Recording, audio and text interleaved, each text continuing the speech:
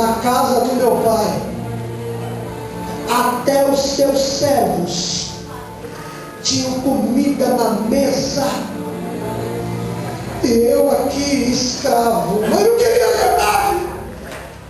Não tem gente que assim, ai, na igreja não posso fazer nada, na igreja não posso fazer nada.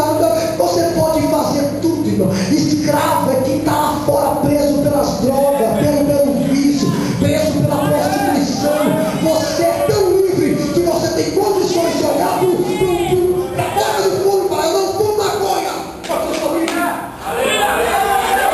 Eu não bebo pinga, porque eu sou livre. Quem é dependente está escravo. Você não pode ser escravo do pecado. Jesus já te libertou da cruz. Jesus derramou sangue